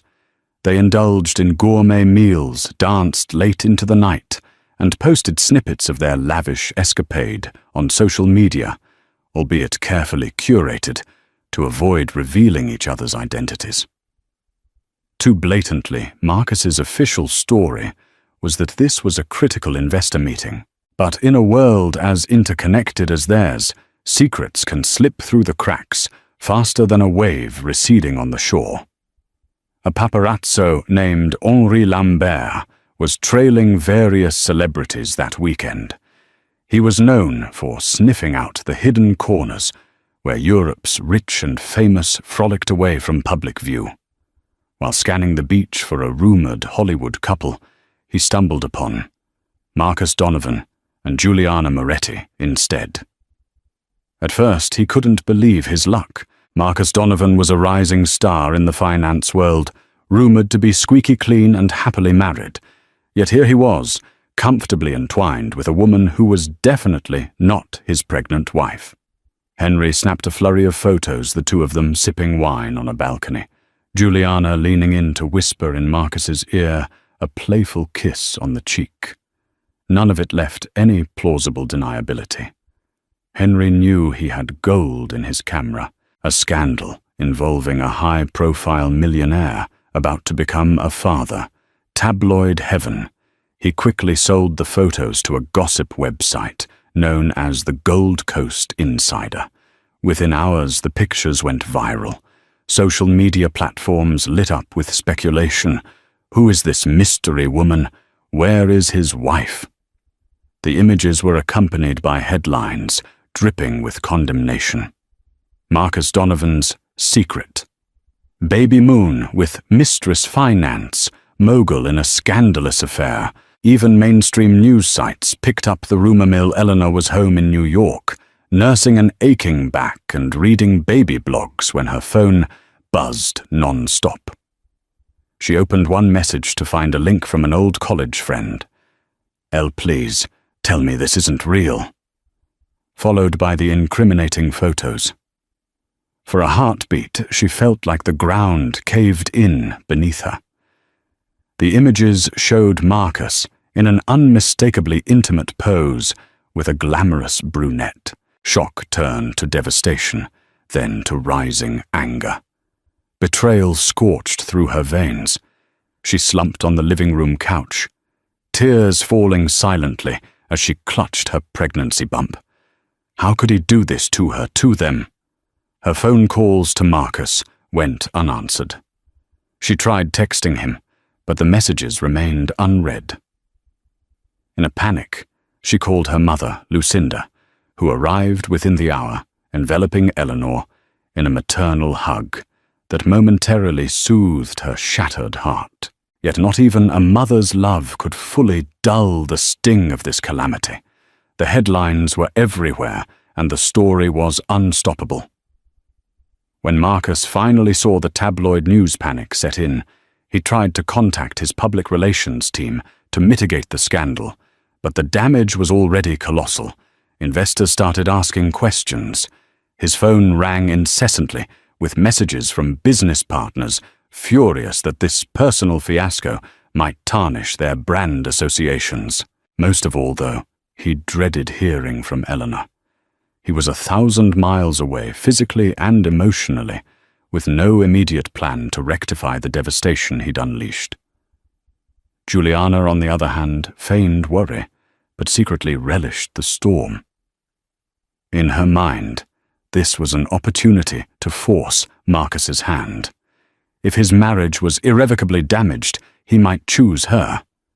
She coaxed him, telling him that everything would be fine, that he could spin the narrative, but deep down she knew the path to power was lit up before her. Back in New York, Eleanor quietly fumed. It wasn't just heartbreak. It was a sense of betrayal that ignited a newfound resolve in her. She felt her unborn child move inside her, and that reminder filled her with fierce determination. The man she loved had humiliated her on a global stage. The father of her child had broken the final bond of trust. Through her tears, a seed of defiance began to grow. She would not crumble and be the sympathetic, powerless wife in this story. She would fight for her dignity and for her child's future. When Marcus returned to New York, the scandal was already raging. Eleanor met him in their penthouse, calm, composed, but with a steely gaze. "You've humiliated me," she said quietly. "You broke everything we built. I won't be a forgotten footnote in your story." Without drama or tears, Eleanor began to act. She may not have held financial power, but she knew her emotional and strategic contributions had helped shape Donovan Capital from the beginning. She hired Danielle Pierce, a formidable divorce lawyer, known for high-stakes corporate cases. Quietly they gathered evidence, financial records, contracts, early investments, all proving Eleanor's unseen influence in Marcus's empire. While Marcus focused on salvaging his image, Eleanor was preparing for war. Then came Juliana's twist, a sudden message claiming she was pregnant. Whether true or not, it rattled Marcus. But for Eleanor, it only fueled her resolve. She wasn't going to shield him anymore. With her baby due soon and the media still circling, Eleanor temporarily left the penthouse for her parents' quiet home. She wasn't retreating, she was regrouping. This time not as the betrayed wife, but as a woman ready to claim what was rightfully hers. As Eleanor's due date approached, the media frenzy refused to die down. Tongues wagged about whether she'd name Marcus as the father on the birth certificate if they proceeded with divorce. Stock in Donovan Capital Ventures dipped as rumors circulated that the founder was on the brink of losing control of his assets. Rival companies circled like sharks, ready to snap up clients or key employees who questioned Donovan Capital's stability. Under the weight of all these pressures, Marcus seemed to crumble. His once unshakable self-confidence slipped into desperation. He called Eleanor multiple times a day, begging for a face-to-face meeting. She granted him a single meeting under the watchful eye of her lawyer, Danielle Pierce, at a neutral location, a private conference room at Clark and Grayton. Law firm. When Marcus arrived, he looked exhausted, dark circles under his eyes, suit jacket hanging off his once proud shoulders. Eleanor, on the other hand, wore a simple navy maternity dress and radiated a quiet strength. She was mere weeks away from delivering her belly, a poignant reminder of all that was at stake. Marcus attempted a gentle approach. "Eleanor, I've made terrible mistakes," he said, voice trembling. "I want to fix this. I'll do whatever it takes." She studied him for a long moment, her eyes reflecting sorrow and disappointment. Danielle, seated beside her, remained silent, but watchful. Finally, Eleanor replied softly, "We cannot be fixed." "Marcus, you did not just break our vows, you shattered my trust. That is something I can't repair. I'm here to discuss a settlement only for the sake of our child's future." Marcus pleaded for a second chance, enumerating the ways he could make amends. He would cut off Juliana completely, vow fidelity, attend therapy. However, the time for contrition had passed. Eleanor made it clear she wanted a divorce, and not just a simple one. She wanted a fair share of the empire, citing her intangible but vital contributions to the business's growth. Danielle slid a carefully prepared document across the table, listing assets that would be put in Eleanor's name. It included a controlling stake of certain business ventures, real estate properties, and trust funds for the child. Marcus's face blanched. His initial reaction was disbelief, followed by anger. "This is absurd," he spat. "You have no right to dismantle my company." Danielle calmly explained the legal precedents supporting Eleanor's case. She detailed how the intangible contributions of a spouse could factor into a divorce settlement, particularly given the nature of how Donovan Capital Ventures expanded. She hinted at potential reputational damage if certain internal documents were made public. This was the final straw. The unspoken threat of financial audits, negative media attention, and investor flight made Marcus realize that losing a large portion of his empire might be unavoidable if he didn't negotiate. The meeting concluded in a cold standoff. Marcus stormed out, furious at Danielle, and by extension, furious at Eleanor. For her part, Eleanor left feeling both liberated and terrified.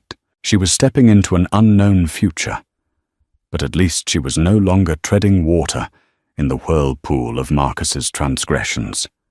She returned to her parents' home, trying to focus on her baby's imminent arrival, rather than the storm swirling around her. Eleanor went into labor on a quiet Sunday morning. The world outside was still enthralled with the scandal, but within the walls of Lucinda and Robert Taylor's home, all that mattered was bringing new life into the world. With her mother and a private doula by her side, Eleanor felt contractions that intensified by the hour Marcus received a call from Eleanor's mother, telling him that he could come to the hospital if he wished Eleanor had agreed for him to be present, not as her partner, but as the father of the child. Despite the tension, she believed their baby had the right to both parents at the birth. In a rush of guilt and paternal instinct, Marcus cancelled his meetings and raced to Mount Sinai Hospital. When he arrived, Eleanor was already in active labor, sweat beading on her forehead, breathing heavily through contractions. She acknowledged his presence with a nod. There was no forgiveness in her eyes, but there was also no malice at that moment. Whatever had passed between them, they were both there to welcome their child. After hours of determined pushing, baby Henry Donovan entered the world with a hearty cry. He had Eleanor's delicate features, but Marcus's intense gaze. Watching him take his first breath brought tears to Marcus's eyes. Tears of awe, shame, and overwhelming emotion. Eleanor spent from the labor, cradled Henry gently, all her focus on this tiny being who held the promise of a new beginning. For a brief time, the hospital room seemed suspended in tranquility. Marcus murmured an apology to Eleanor, and she simply nodded, too exhausted to pass the complexities of their fractured relationship. The press inevitably got wind of the birth, but the hospital's security kept them at bay. Danielle discreetly arranged for an extended stay, so Eleanor could recover, without the media circus camped outside her door. Yet the respite was short-lived.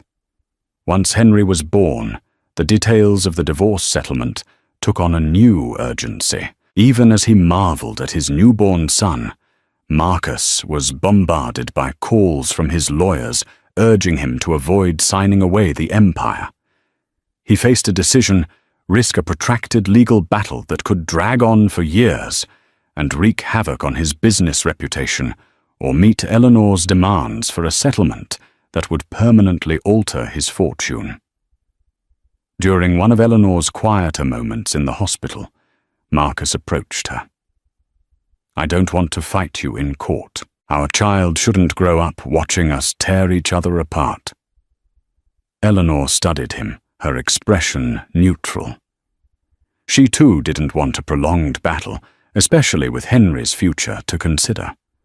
She simply stated, "Then come to an agreement with Danielle. Stop trying to cling to power because in the end, you'll lose more than just money." In that moment, Marcus glimpsed anew Eleanor resolved, resilient, and far from the naive, gentle soul he had once taken for granted. He recognized that she was not only fighting for her own dignity, but for the child they had brought into the world. Though a flicker of pride stirred in his heart at her strength, it was overshadowed by the realization that he was on the losing side of this battle. Morally and soon financially, Eleanor Donovan sat in the back seat of a black SUV, its tinted windows shielding her from the flashbulbs that exploded along Manhattan's bustling sidewalks. Cradling baby Henry in her arms, she felt a surge of protectiveness and an equal measure of quiet determination. The day had finally come for her legal team to square off with Marcus and his lawyers. She gazed through the tinted glass at the soaring skyscrapers. Once this city had symbolized the pinnacle of her husband's ambition. Now it was the stage on which she would fight for her dignity, her child's future, and a fair claim to the empire she had helped build. The legal battleground was the top-floor conference suite at Clark & Grayton law firm, a stately glass tower rising like a monolith of power in midtown Manhattan. Eleanor's lawyer, Danielle Pierce, was known in elite circles as the litigator you'd hire if you had everything to lose. She had already amassed hundreds of files, emails and financial statements that documented the many ways Eleanor had contributed, directly or indirectly, to the expansion of Donovan Capital Ventures. And yet Danielle insisted on another layer of evidence, personal testimony about Eleanor's role behind the scenes. The intangible but crucial ways she had secured philanthropic deals and introduced Marcus to key art investors now held center stage in the negotiations. In the weeks leading up to the showdown, Danielle worked around the clock.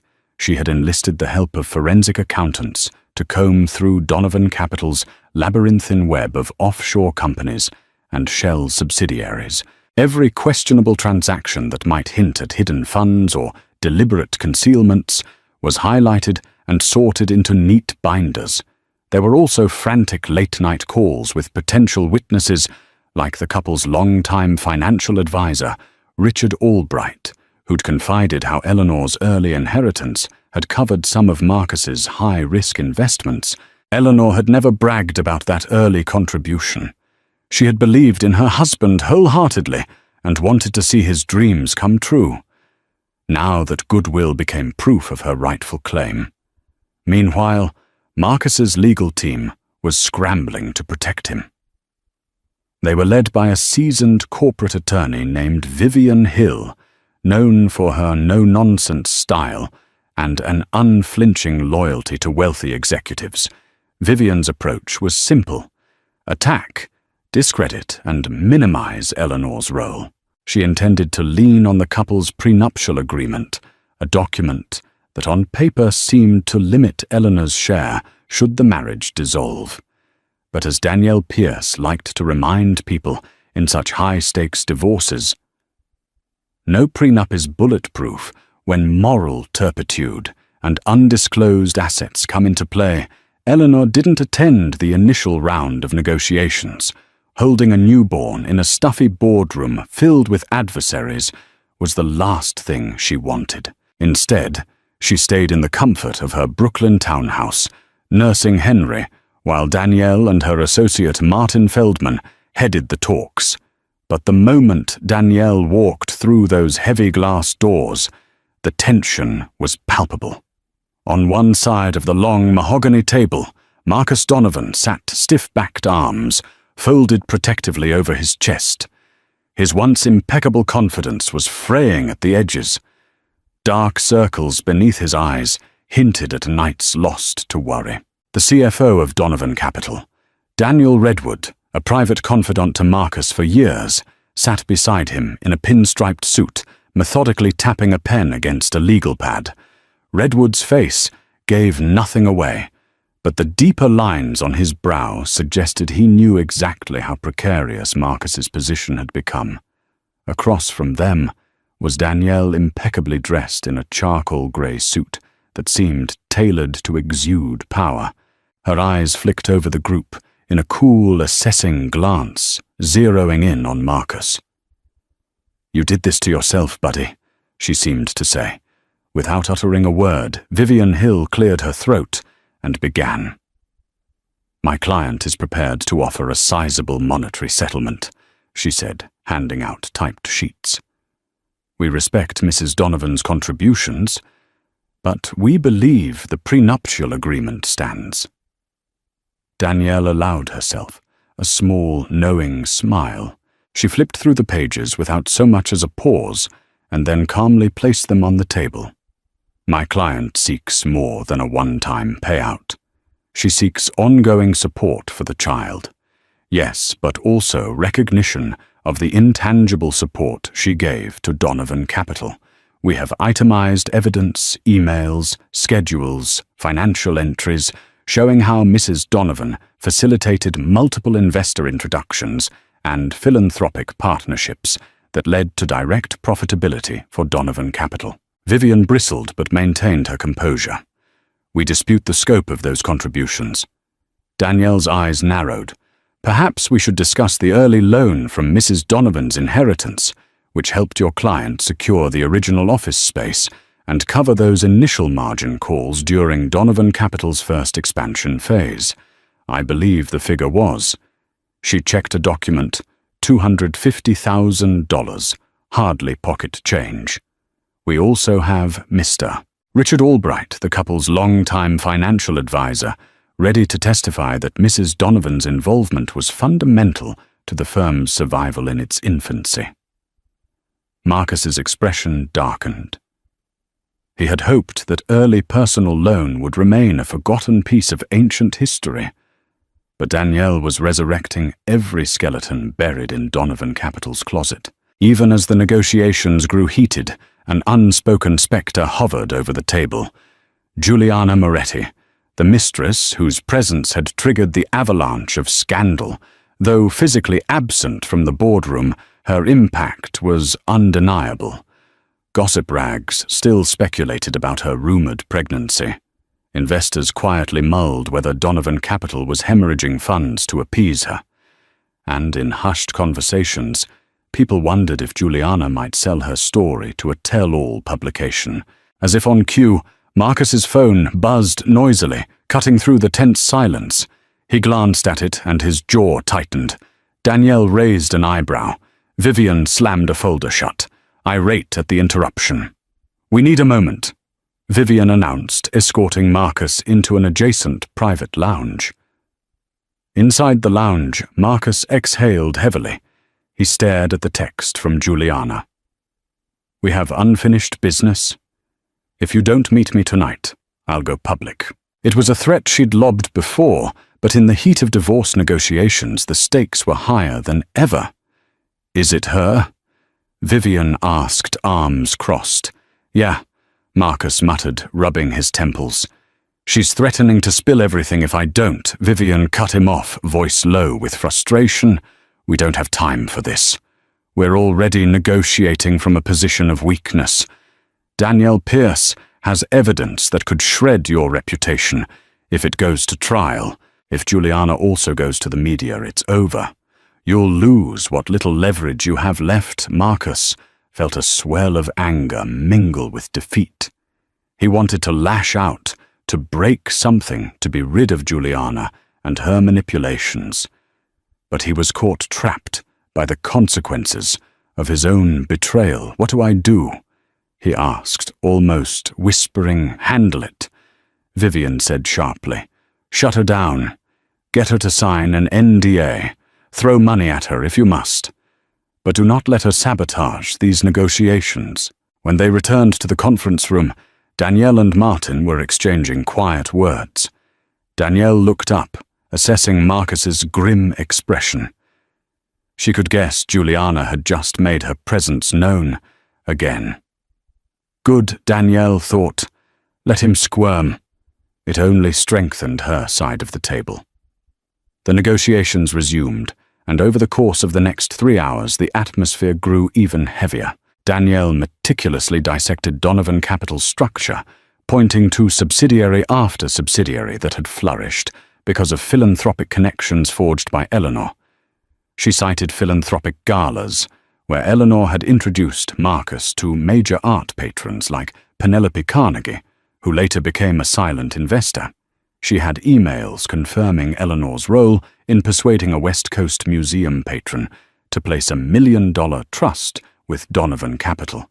On and on it went, each bullet point chipping away at the notion that Eleanor was merely a supportive spouse with no legal claim. Marcus's lawyers attempted to minimize and deflect. "These are normal acts of spousal support," Vivian stated firmly. "They don't necessarily translate into equity stakes or managerial control." Danielle caught Marcus's gaze. "My client is not asking for half the company," she explained, voice firm but measured. "She wants an equitable share, reflecting the intangible contributions that were instrumental in turning Donovan Capital into the success it is today. Moreover, she wants a controlling interest in the philanthropic branch, which was largely her brainchild." Marcus's brow furrowed. The philanthropic branch. A small part of the firm, yes, but one with growing influence and positive press. Handing it over would mean giving Eleanor a permanent seat at the table of Donovan Capital's future. He imagined the headlines, "Eleanor Donovan heads, philanthropic ventures after high-profile divorce." It made him feel nauseous, but his options were dwindling by the second. Redwood leaned in and whispered something to Marcus, presumably about the potential damage to investor confidence if the negotiations dragged on.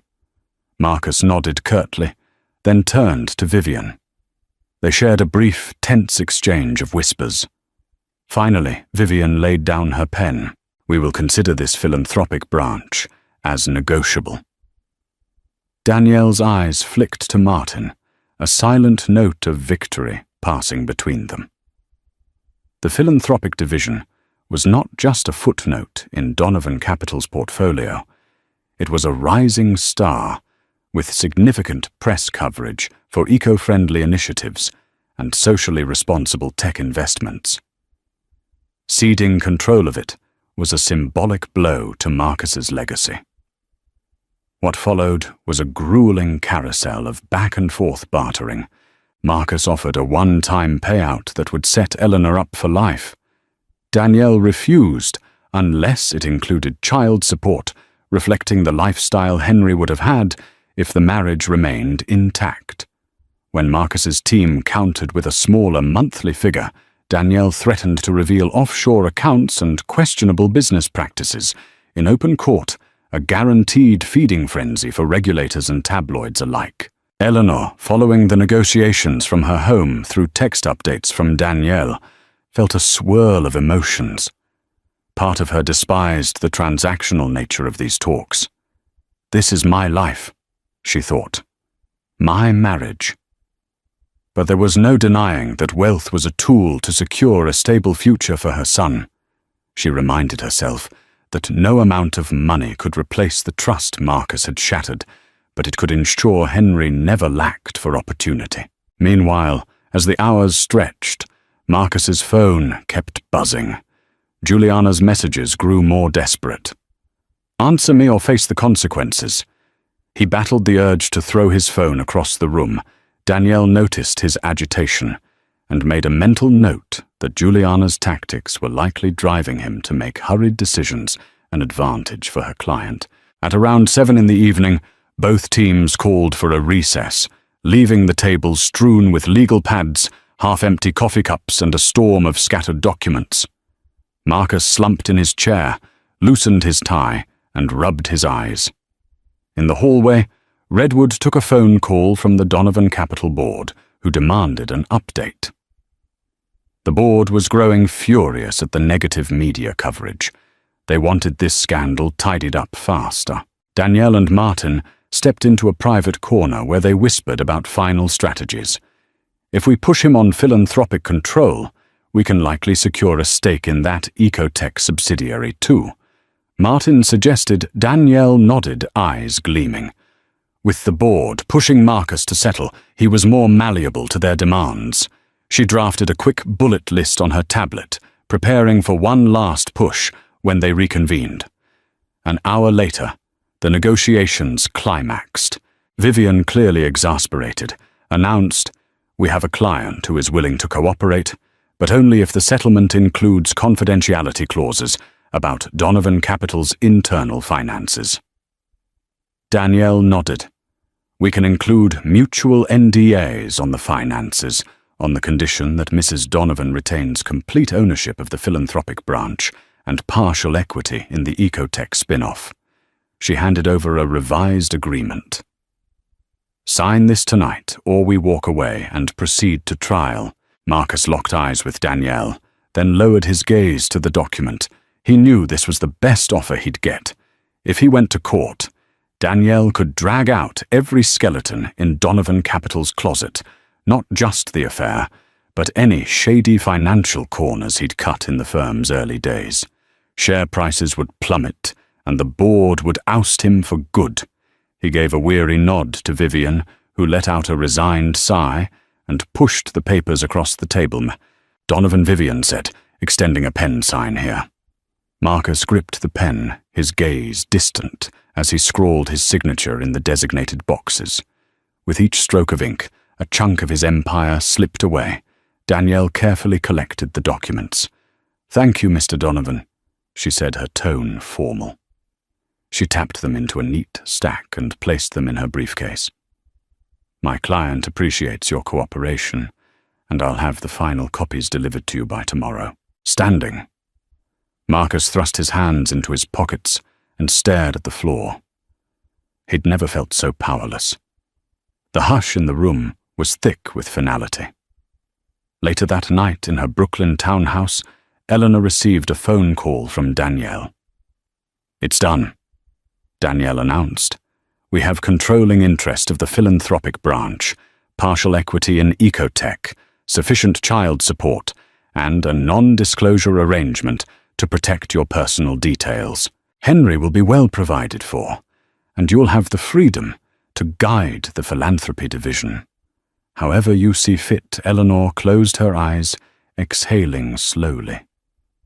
Relief mingled with a pang of sorrow. She'd stood up for herself and won. But it had come at the cost of accepting that her marriage and the man she'd once adored were lost to a web of lies and betrayal. Still, as she looked down at baby Henry, dozing in a bassinet nearby, she felt a flicker of hope. He would never want for stability or security. She had ensured that his future wasn't tied to Marcus's reckless choices. Across town, Marcus sat alone in his penthouse, now stripped of many personal touches, as Eleanor's belongings had been removed. The echoing silence was almost cruel. His phone buzzed again. Juliana, no doubt. He stared at the screen but couldn't bring himself to answer. His empire was in freefall, his reputation tarnished, and the only family he had now seemed beyond his reach. He sank into a leather armchair, head in his hands, as the lights of the city stretched out below him in apathetic indifference.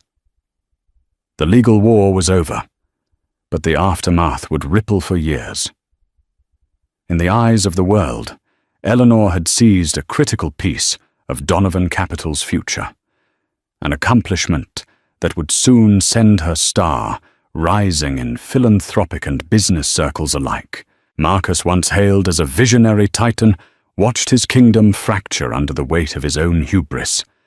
And somewhere out there, in the swirl of scandal and secrecy, Juliana Moretti plotted her next move, determined to claim whatever she could from the empire's wreckage. But for Eleanor, the greatest triumph was not the money or even the philanthropic branch. It was reclaiming her autonomy, proving that she was more than just a shadow in Marcus's ambitious world. The settlement marked an end, yet for her and Henry, it was also the quiet beginning of a far more authentic life, one built on the unshakable foundation of self-respect and unconditional love. In the weeks after the settlement, life moved at a breathless pace. Marcus attempted damage control with his board, reassuring them that Donovan Capital Ventures still had strong leadership. However, the trust between him and his key partners was irrevocably eroded. Several major investors parted ways, citing moral and reputational concerns. Others demanded restructuring that further diluted Marcus's control. Juliana's claims of pregnancy were eventually discredited. She had never provided legitimate proof, and many suspected it was a ploy. Jilted and humiliated, she slinked off to Europe, facing her own set of gossip. By contrast, Eleanor found a surprising sense of renewal. She relocated to a serene townhouse in a family-friendly neighborhood in Brooklyn. With her parents' help, she furnished the space so it exuded warmth and creativity. Local artwork on the walls, a cozy reading nook by the window, and a sunlit nursery for Henry between breastfeeding late-night lullabies and the occasional meltdown. She felt more alive than ever. There was sadness still for the broken dreams and the man she once loved. But she also felt unshackled free to chart her own course. Despite not being a ruthless business tycoon, Eleanor found herself thrust into an unexpected position of power. The philanthropic branch of Donovan Capital that she controlled needed direction, and she gave it wholeheartedly. She rebranded it as the Green Horizon Fund, focusing on eco-sustainability, social justice initiatives, and arts in underprivileged communities. She hired a small team of like-minded individuals, some from Marcus's circle, who felt more aligned with her vision. In an ironic twist, the Green Horizon Fund quickly garnered positive media attention, drawing in philanthropic entrepreneurs who had grown skeptical of traditional profit-obsessed finance. Financially secure from the divorce settlement, Eleanor didn't have to scramble for revenue. Instead, she invested her emotional energy in building a legacy that Henry could be proud of. The mother who once quietly supported her husband's dream now became a leader in her own right. And the world noticed, meanwhile. Marcus struggled in the shadows. The scandal's aftershocks still rippled through the corporate world, making every new partnership a challenge. He sold off some properties to maintain the liquidity needed to stabilize Donovan Capital. Investors demanded transparency, and he spent sleepless nights just trying to preserve what was left. The flamboyant lifestyle he once enjoyed with private jets and lavish parties was replaced by frantic damage control dinners and closed-door negotiations. The final blow, Karma's crowning moment, arrived when a whistleblower from Juliana's circle leaked incriminating details of Marcus's offshore accounts and questionable business practices. Though not entirely illegal, the revelations cast serious doubts on his ethics. Regulators launched inquiries. The board forced him to temporarily step down as CEO, installing an interim figurehead to steer Donovan Capital until the dust settled. Marcus, once the unstoppable force in the world of high finance, found himself drowning in self-inflicted misery. He tried to see Henry when he could court-ordered visitation schedules. Sometimes he'd gaze at his son in the crib, marveling at how pure and untainted the child was by the swirling chaos. In those tender, wordless moments, he realized the depth of his miscalculation. He had gained the world in fleeting fame and fortune, but lost the loyalty of a good woman, the stability of a solid family, and the respect of those who once admired him. Eleanor, on the other hand, glowed with the fulfillment of someone who had found her path, albeit through heartbreak. She no longer carried the illusions of a fairy tale marriage. Instead, She stood firm on a foundation of self-worth, maternal devotion, and a dream that had become her own to shape. She was far from perfect. Late nights still brought sorrowful memories, and the weight of single parenthood was immense. But each step forward, every milestone in the green horizon, fun and every coo or giggle from Henry reminded her that she was not just surviving. She was thriving. In the end, the story of Marcus Donovan's baby moon betrayal was overshadowed by a far more compelling narrative. The remarkable resilience of Eleanor Donovan, the woman who refused to be a victim of circumstance. She had taken the shattered pieces of her marriage and transformed them into building blocks for a future she could proudly call her own. The empire that Marcus once claimed as his birthright was now reshaped by the very person he had betrayed, and the world applauded the justice in that reversal of fortune. In this whirlwind saga of infidelity, heartbreak, and karmic justice, we've witnessed how a man's towering ambitions and insatiable desires can unravel everything he cherishes. From the moment Marcus Donovan betrayed his pregnant wife to the day she claimed a defining stake in his empire, destiny proved that true power lies not in wealth, but in loyalty, trust, and resilience. Eleanor's journey, rising from the ashes of humiliation to build a life of purpose and success, reminds us that no betrayal is ever the final chapter, and redemption often favors the strong of heart. If you found this story gripping and want more real-life drama and inspiring tales of transformation, be sure to like, share, and subscribe to this channel. Your support helps us bring you more compelling narratives. So stay tuned, and thank you for joining us on this unforgettable ride of scandal, sacrifice, and ultimate triumph.